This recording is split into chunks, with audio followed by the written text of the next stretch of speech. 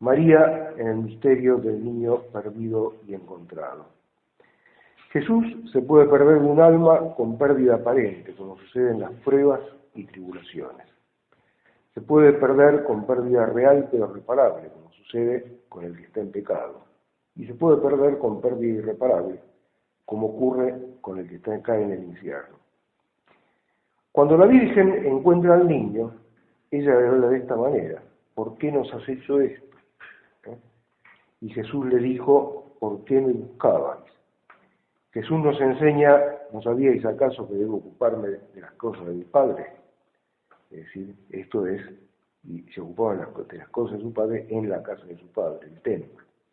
Jesús nos enseña en este episodio que su Padre en el sentido pleno solo es Dios, y que la voluntad divina debe prevalecer sobre la voluntad de los padres, y sobre toda otra potestad cualquiera, cuando no coincide el querer o mandato de Dios con el del hombre.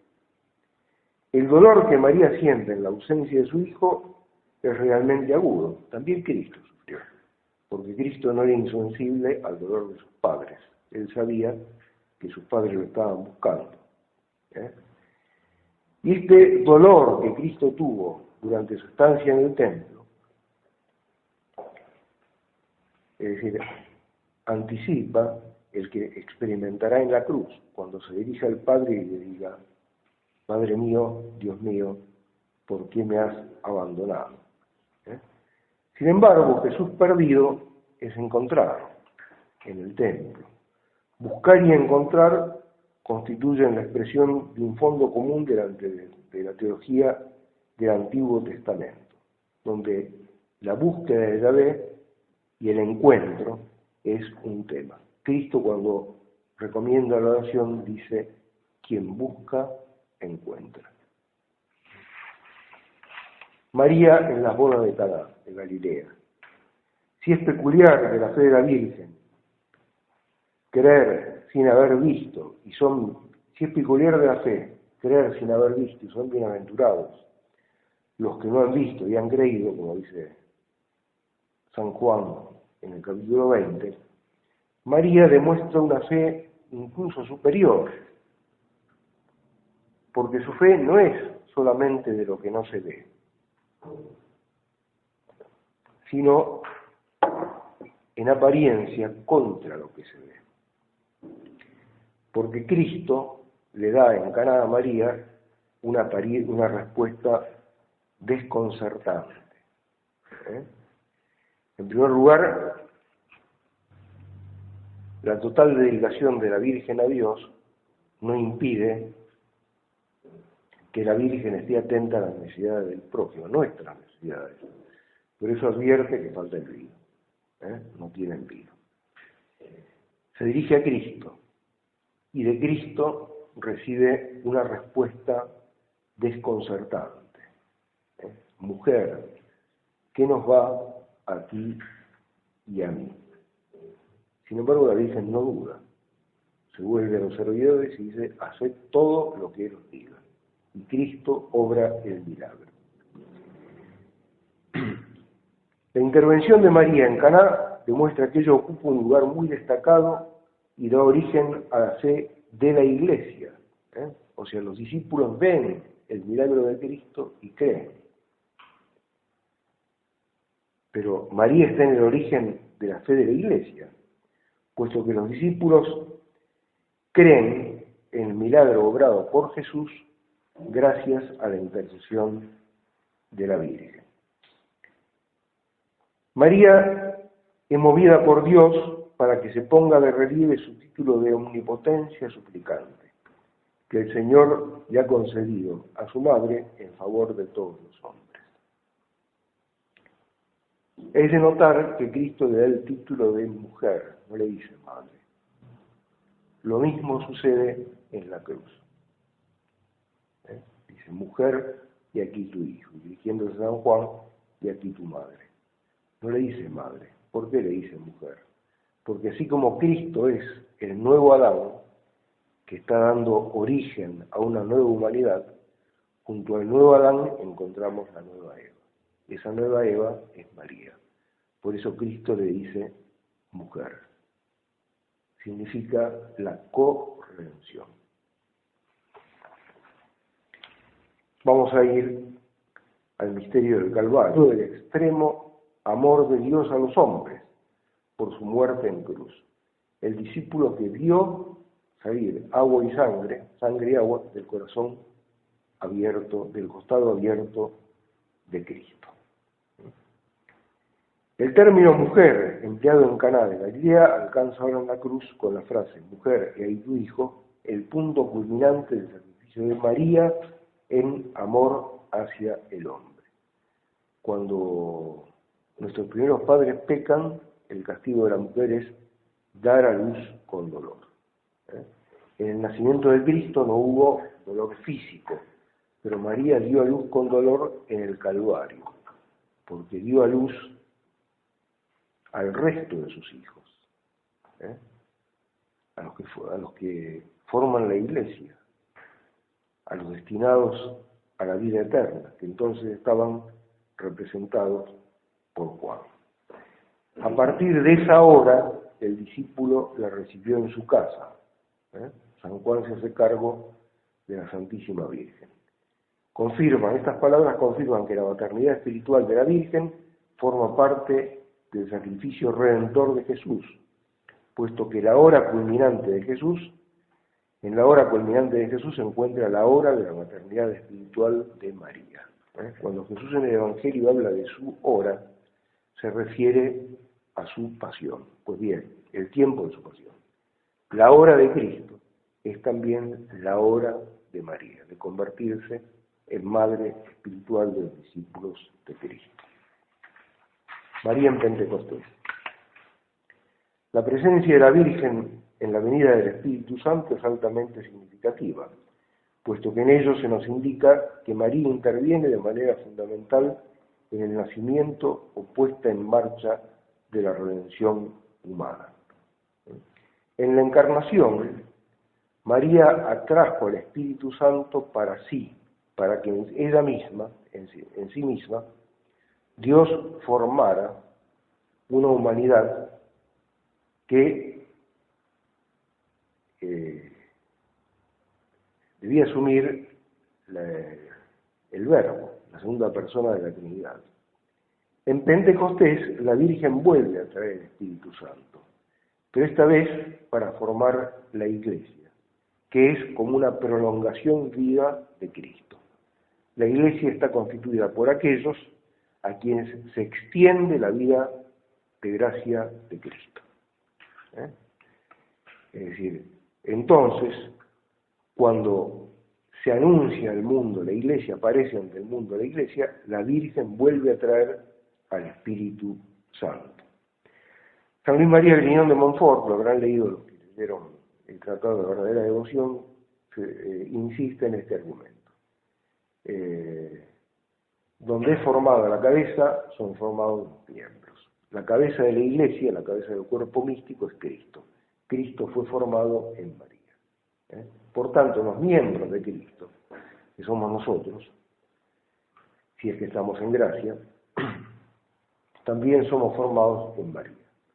Porque si los miembros no fueran formados donde fue formada la cabeza, en lugar de tener un cuerpo, tendríamos una monstruosidad.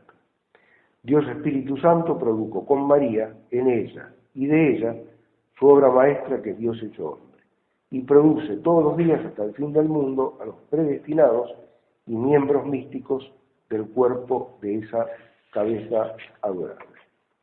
Bien, la intercesión de María. María, junto con Cristo y dependiendo de Él, lleva la misión de interceder ante Dios para que Él nos conceda su gracia. La Virgen pide por nosotros, con los méritos que adquirió en esta vida. En el cielo, donde fue levantada, ruega también constantemente en nuestro favor con maternales súplicas. La oración de la Virgen ante Dios es omnipotente. Dios le concede todo lo que pide. Esto lo enseña el Papa Benedicto XV, quien dice que entre los muchos títulos que con razón ha recibido la Virgen se cuenta el de omnipotencia suplicante. El Papa Pío XI ha llegado a decir de la Virgen que ella es la misma misericordia de Dios. Es decir, bueno, alguien podrá decir, ¿cómo es que yo le pido tal gracia a la Virgen y no la obtengo? La oración ha de ser perseverante. Y además lo que nos prometió Cristo por medio de la oración es que ella nos conseguiría lo que recibió la Virgen en la Encarnación y en Pentecostés, el Espíritu Santo. Los demás bienes están subordinados a nuestra obtención de la gracia santificante. Pero que lo que la oración infaliblemente obtiene es la gracia del Espíritu Santo. María, dispensadora de todas las gracias. Dios ha depositado en el corazón maternal de la Virgen todos los frutos de la redención, para que ella los distribuya a todos y a cada uno de los hombres. María, vuelvo a decir, Benedicto XIV, es el río celestial por el que descienden al abismo de los pobres mortales las aguas de todos los dones de la gracia. Cristo es la fuente y de su plenitud recibimos todo, dice San Juan en su prólogo. Pero María es como el cuello por medio del cual el cuerpo se une a la cabeza. El influjo de la cabeza al cuerpo pasa a través del cuello. Así es con respecto a la gracia de Cristo. Pío XII dijo, si Pedro tiene las llaves del cielo, María tiene las llaves del corazón de Dios. A la Iglesia, en su magisterio, sobre la dulce misión de la Virgen, en su título de dispensadora de todas las gracias, hace eco la Iglesia en la fe indefectible de los fieles, cuando todas las generaciones recurren a María, pidiéndole toda clase de favores y manifestándole la constante y universal gratitud. No solo la enseñanza de la Iglesia, sino también la práctica constante y universal del pueblo cristiano. Santuarios marianos en todas partes, y allí se invoca a la Virgen. ¿Por qué? Porque es la omnipotencia suplicante. Según la doctrina sobre la corredención mariana, la Virgen es la dispensadora de todas las gracias, puesto que la redención comprende no solo la adquisición de la gracia, lo cual fue llevado a cabo en el Calvario, sino también la aplicación de esa gracia redentora, gracia que se va aplicando a los hombres en el curso de los siglos. María, Reina del Universo. Jesús es el Rey de los Reyes por naturaleza y por conquista. María es Reina por gracia, por parentesco divino, por conquista y por singular elección. María es Reina por gracia en cuanto que su Hijo Divino le concedió con inmenso amor tan alta prerrogativa, y en cuanto que por la gracia que María recibió del Señor y ella conquistó con sus méritos, la hace a María ser la primera en todos los valores celestiales. La Virgen es Reina por parentesco divino, porque el hecho de ser hija predilecta del Eterno Padre, madre del Hijo encarnado y esposa del Espíritu Santo en la Encarnación, lleva consigo el nobilísimo don de la realeza universal. María es Reina por conquista porque juntamente con Cristo adquirió el reino de la salvación humana. La Virgen es Reina por elección porque así la proclaman la liturgia de la Iglesia, la devoción del pueblo de Dios, las obras de arte, las razones sacadas de la teología y el tesoro de la fe. Pero la realeza de María, observa Pío XII, es esencialmente maternal, exclusivamente benéfica. Nunca olvidemos, para nuestro consuelo, que la Virgen es Reina clemente, siempre inclinada a favorecer a los miserables pecadores. María no es Reina de justicia para castigar, sino solamente Reina de misericordia. La salve que es como el himno oficial de la realeza de María, canta en los mejores tonos la realeza dulce, misericordiosa y maternal de la Virgen. Bueno, hasta acá más o menos, no todo por supuesto, sino una síntesis de lo que nos dice la Sagrada Escritura y algunas conclusiones que se puede sacar sobre la Santísima Virgen. Nosotros, con nuestro culto a la Virgen, no le quitamos a Cristo su primacía. Hay un único Salvador y hay un único Redentor, y ese es Jesús. Dios pudo haber dispuesto que Jesús, sin más, fuese Salvador o Redentor y Redentor. Pero resulta que Dios eligió, es el plan de Dios, que junto al nuevo Adán estuviera la nueva Eva. Precisamente por eso había creado en el principio Adán y Eva, porque nuestros primeros padres que cayeron miraban a Cristo y a María, que son el centro del plan de Dios. Él está no porque por mérito propio puede imponerse el plan de Dios, sino porque Dios le eligió libremente. Ahora bien, todo lo que decimos en alabanza de la Virgen, o todos los méritos que le reconocemos, no tampoco disminuyen la grandeza de Cristo, sino que no hacen más que expresar lo que Dios le ha dado, y lo que ella recibe lo ofrece a Dios, de quien se sabe esclava, servidora. Así que no ponemos a María en lugar de Dios, pero la Sagrada Escritura nos enseña que María es el lugar de Dios. O sea, Cristo está en María. No solo está en María durante los 9 meses de la concepción, del tiempo de la concepción al nacimiento, sino que está siempre rodeado por la fe de la Virgen. Dios hizo por nosotros cuanto pudo hacer para salvarnos. ¿Por qué algunos se salvan y otros no? Porque algunos responden al ofrecimiento de Dios con la fe viva, y otros, en cambio, se cierran al llamamiento de Dios. Tienen fe muerta o directamente no tienen fe. Lo que Dios pide de nosotros es la fe. Y María rodea a Cristo. Cristo está en María porque ella tiene la fe universal. Cuando ella da el consentimiento en la encarnación, ella concentra toda la fe de la Iglesia. Y si nosotros somos Iglesia, no es solamente porque adherimos a Cristo, sino que para adherir a Cristo participamos de la fe de la Santísima Virgen. Así que María no agrega nada a Dios, no tiene nada que Dios no le haya dado.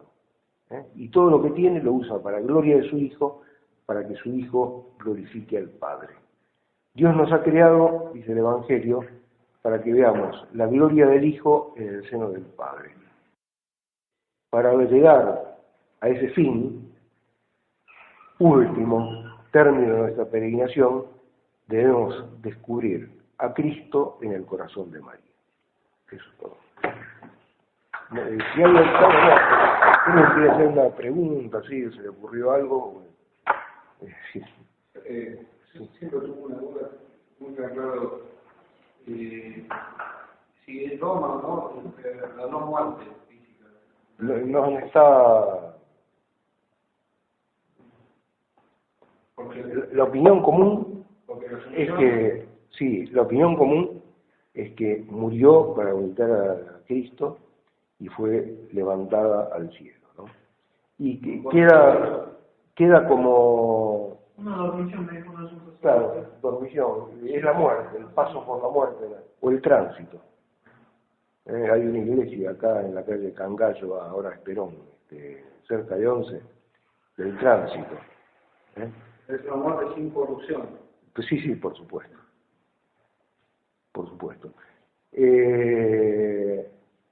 Que simplemente no murió y quedó en la tierra, lo deduce al sentido común, porque si no, habría una tradición sobre el lugar donde fue depositado el cuerpo de la Virgen, ¿no? Y ninguna tradición, habría habido peregrinaciones, etcétera, y ninguna tradición lo menciona. Sí, no sé si alguien quiere... Sí.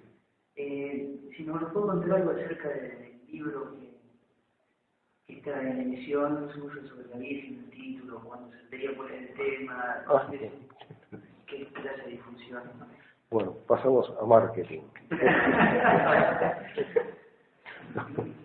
No, se llama El árbol de la sabiduría. Se arranca con una consideración sobre el pecado del paraíso, que fue. Lo que escribo en ese libro es que el árbol del paraíso representaba la encarnación. Fíjense que Santa Isabel dice, bendito el fruto de tu vientre, fruto, Cristo es fruto. Y los padres y los himnos de la liturgia antiguos se llaman a la Virgen árbol bendito, árbol bajo cuya sombra el hombre encuentra refugio de la muerte, etc.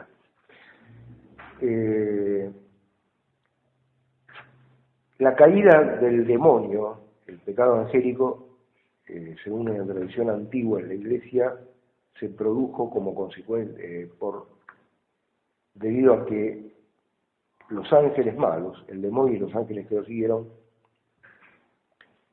encontraron insoportable la encarnación.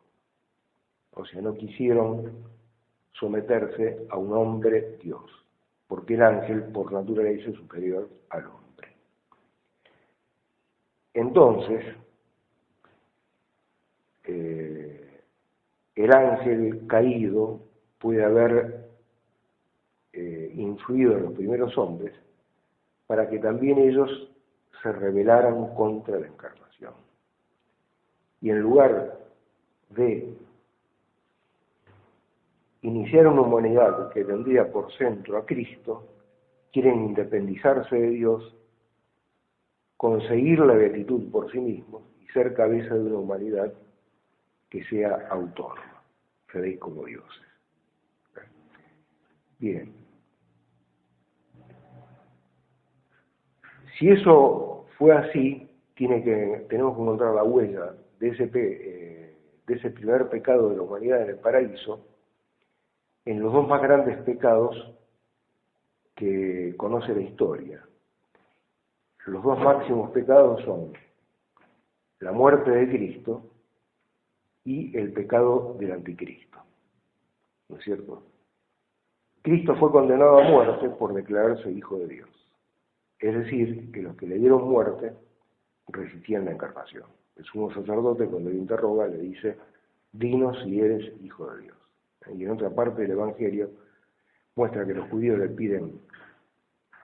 declaran que Cristo debe morir porque siendo hombre se es igual a Dios. Y con respecto al anticristo, San Pablo y San Juan dicen que resistirá la encarnación. El anticristo llevará a su máxima extensión el pecado, ¿no? Será prácticamente universal de toda la humanidad. La Iglesia estará casi como desaparecida en su tiempo. Y San Juan dice por lo menos 2 veces en sus cartas, ¿quién es el anticristo sino el que niega la encarnación? O niega que el Hijo de Dios ha venido en la carne. Y San Pablo nos dice en una de sus epístolas que el anticristo, siendo hombre, se sentará en el templo de Dios y se hará adorar como si fuera, además de hombre, Dios. Es decir, que niega la verdadera encarnación para afirmar una falsa encarnación. Es decir, esta es más o menos la tesis del libro. Y parte de lo que les he dicho hoy, el papel que María juega, porque esa es la historia del pecado, pero Dios responde por medio de la historia de la salvación. El papel que María juega en la historia de la salvación y el papel que María juega en la Iglesia, en la Sagrada Escritura y en la revelación. Hoy hemos hablado sobre todo de lo que dice la Sagrada Escritura sobre la Virgen. Sensus